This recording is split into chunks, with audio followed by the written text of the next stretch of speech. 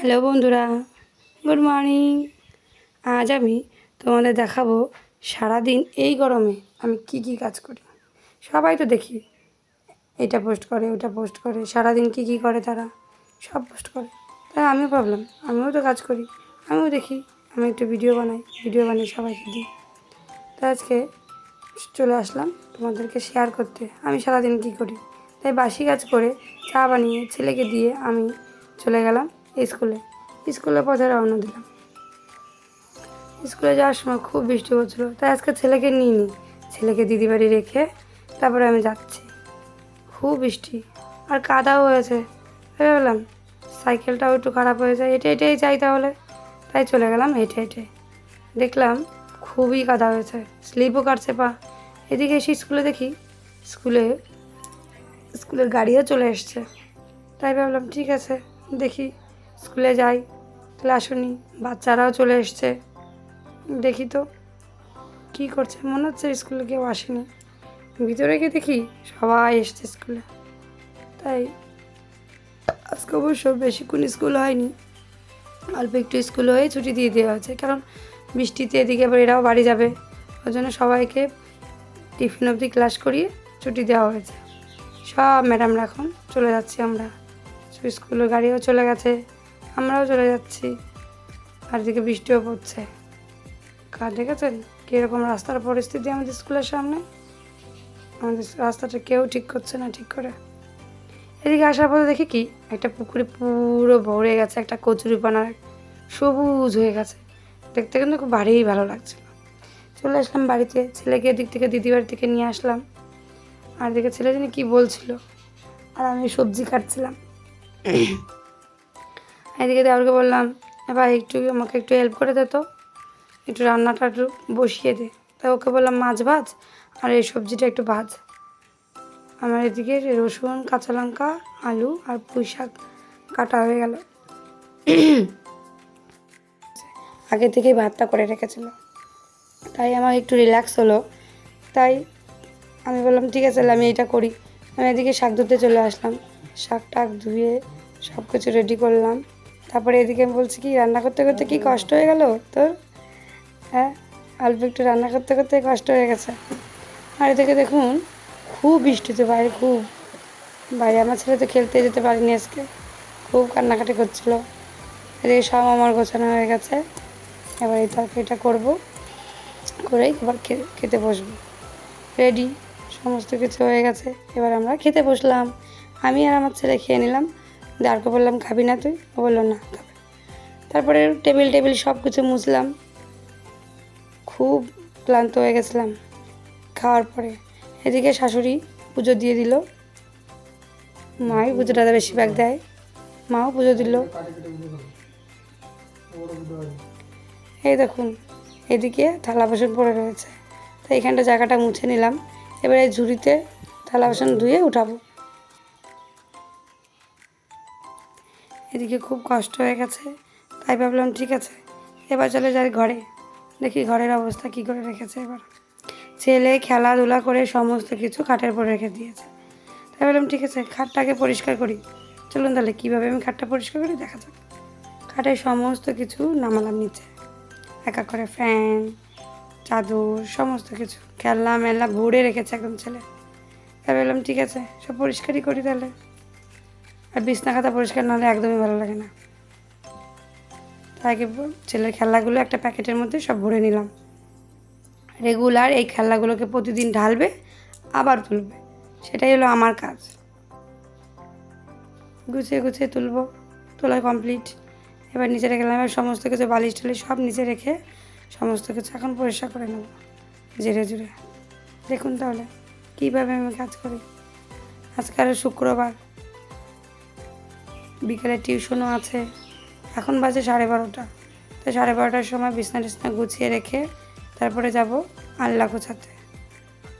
দেখুন ছেলেও এসে আমার সাথে হেল্প করে দিচ্ছিল, ছেলেও খুব কাজ করে দেয় আমার।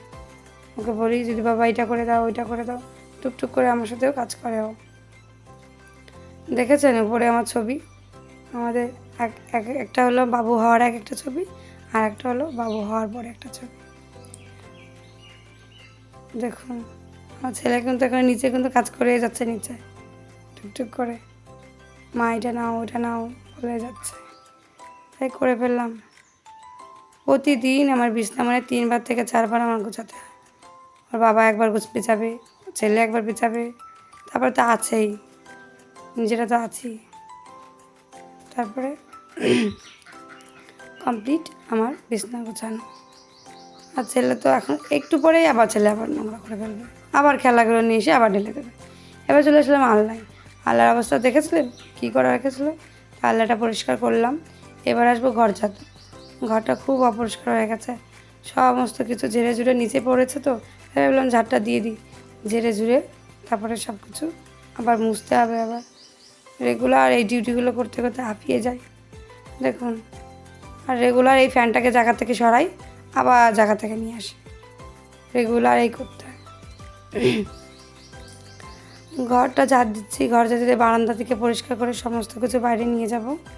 বাইরে নিয়ে গিয়ে তারপরে বালতিতে জল নিয়ে এসে তারপর ঘরটা মুছবো। এই বর্ষার সময় ঘর না মুছলে আরও প্যাচ প্যাচ প্যাচ প্যাচ করে, তাই ঘরটা মুছতেই হয়। আর আমার ছেলে বারবার খালি পায়ে বাইরে যাবে আর 10 বার করে ঘর ঢুকবে। সবাই ঘর প্রতিদিন মুছতেই হয়। আর মাছির উপদ্রব খুব হয়েছে, মাছির উপদ্রব এই বৃষ্টিতে, মাছি আর পিঁপড়ে, তাই একটু ফিনাইলও দিয়ে দিলাম।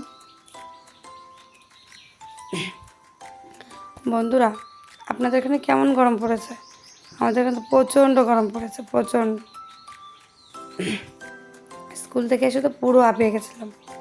এদিকে আবার কারেন্ট, একটু আগে কারেন্ট আসলো, তাই ফ্যানটাকে চালিয়ে নিলাম যাতে তাড়াতাড়ি শুকিয়ে যায় ঘরটা। আমি কিন্তু ফার্স্ট টাইম এই যে ভয়েস ওভার দিচ্ছি, যদি কোনো কিছু ভুল হয়ে থাকে ক্ষমা করে দেবেন। এদিকে ওর বাবাও চলে এসছে। ওর বাবা এসে বলছে আমাকে ভাত দাও। আমি বলছি ঠিক আছে, ওখানে আছে, একটু নিয়ে খাও। ছেলে ওইদিকে কী একটা বায়না করছে, কি কিনে দাও বলছে। আমার এটা হারিয়ে গেছে, এটা হারিয়ে গেছে, বারবার এসে এসে বিরক্ত করছে। দেখেছেন, বললাম না এই ফ্যানটাকে জায়গা থেকে একবার নিই আর একবার সরাই। ওর মনে রেগুলার ওর এই এটা করতে করতে ওর মনে হয় ঘাড় ব্যথা হয়ে যায় এই ফ্যানটা। এবার চলো বন্ধুরা, অনেক কাজ তো করলাম, এবার যাই স্নান করতে। এবার সমস্ত কিছু নিয়ে এবার যাবো। এবার গেলাম বাথরুমে। বাথরুম থেকে এসে তারপর তো আপনাদের সাথে কথা বলছি। এদিকে দাদাভাই খাচ্ছে, দেখো ছেলে টুকি মারছে কাকার ঘর থেকে। বাই বন্ধুরা, আবার দেখা হচ্ছে একটু পরে। চলে এলাম স্নান করে, দাদাভাই, আমি, আমার ছেলে সবাই মিলে স্নান করে চলে এসেছি। আর সবাই একটু ভাবলাম একটা রিলস করা যাক, তাই একটু শাড়ি পরে একটা রিল করছিলাম, কিন্তু মনটা একটু খারাপ হয়ে গেল, তাই রিল করা বন্ধ করে দিলাম, ভালো লাগলো না আর করতে। এবার দেখি পড়ানোর টাইম হয়ে গেছে, যাই তাহলে। গিয়ে দেখি সাইকেলে হাওয়া নেই, তাই বললাম একটু সাইকেলে একটু হাওয়া দিয়ে নিয়ে আসো। তাই একটু সাইকেলে হাওয়া দিতে নিয়ে যাচ্ছে তোমাদের দাদাভাই পাশের বাড়ি থেকে। ননদের সাইকেলের পাম্পার আছে, তাই সেই পাম্পাতে হাওয়া দিয়ে দেবে। চলে গেলাম, হাওয়াটাও দেওয়া কমপ্লিট। এবার চলে গেলাম পড়াতে। বিকেলবেলা খুব গরম, তাও যেতে তো হবেই, ডিউটি তো করতেই হবে। দেখবেন আমার স্টুডেন্টকে ভীষণ দিচ্ছে, ভীষণ। এই দেখো, এই একটা, আরও একটা আছে, এটাকে এই মধ্যে পড়িয়ে কোথাও আছে, তারপরে আবার যাবার একটা পড়াতে। এই যে ওদের বাড়ি, এটা হলো ওদের বাড়ি। বাড়ি থেকে আর একটাও যাবো, এটা থেকে একটু দূরে। এই দেখুন আর এক বিচ্ছু, এ পড়তে পড়তে খালি খেলা করে, একবার পড়ে আর একবার একটু খেলে নেয়, আবার একটু পড়ে আবার একটু খেলে নেয়। এদিকে কিন্তু মুখে মুখে বলেই যাচ্ছে, কিন্তু দেখো একদিকে পড়া আর একদিকে খেলা, দুটোই করতে হয় ওর। আবার একটু বই দিকে তাকিয়ে নিচ্ছে, দেখেছেন? এটাই ওর হলো পড়ার নিয়ম। এবার যাচ্ছি বাড়ির দিকে, দুটো কমপ্লিট, সন্ধেও লেগে যাচ্ছে আস্তে আস্তে। বাড়ি যাওয়ার পথে একবারে ছেলের দুধ নিয়ে, একবাড়ি থেকে দুধ নিই, সেই বাড়ি থেকে দুধ নিয়ে চলে যাব বাড়ি। বাড়িতে গিয়ে দেখি ছেলে ঘুমাচ্ছিল, ছেলেকে উঠালাম, উঠিয়ে ম্যাগি করলাম। দেখেছেন বন্ধুরা, ম্যাগি করা কমপ্লিট। ম্যাগি নিয়ে আমরা বসে পড়লাম। এবার দাদাভাই, আমি, পুচকু সবাই মিলে বসে পড়লাম ম্যাগি খেতে। ম্যাগি খেতে খেতে অনেক টাইম হলো ছেলেকে পড়িয়ে ছেলেকে দিদি বাড়ি দিয়ে আসলাম। এবার ছেলে বাবা বসেছে টিভি নিয়ে, পিকে বই দেখছে, দেখেছ, রিমোটটা মুখের মধ্যে নিয়ে টিভি দেখছে। আজকে কটা ভাত কম পড়েছিল, তাই একটু ভাতটা বসিয়ে নিলাম, ভাতটাও কমপ্লিট। তারপরে ছেলেকে আবার আনতে যাবে ওর বাবা, ছেলেকে নিয়ে এসে ছেলেকে খাইয়ে সমস্ত কিছু খাওয়া কমপ্লিট।